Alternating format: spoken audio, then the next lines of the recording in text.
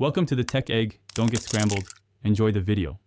You start by gathering the raw elevation inputs and toolchain so you can act immediately. Open QGIS or command line with gdal/pdal. Set a consistent CRS and define the spatial extent and pixel size because mismatched projections break mosaics.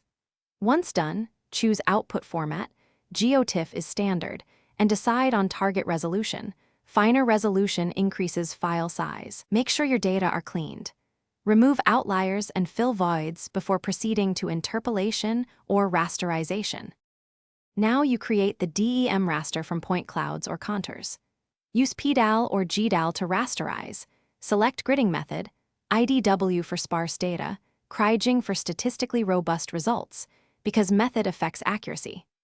Once rasterized, merge overlapping tiles with GDAL merge or VRT to avoid seams, then apply a light smoothing filter to remove artifacts while preserving terrain features. Make sure to check cell alignment and NA data handling.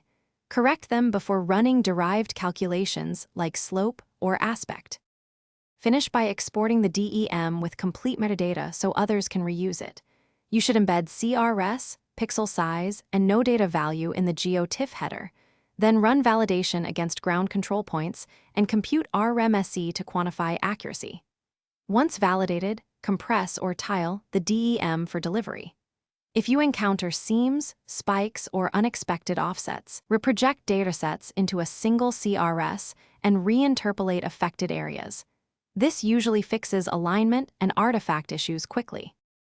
Thanks for watching. Consider subscribing if I helped unscramble your problems.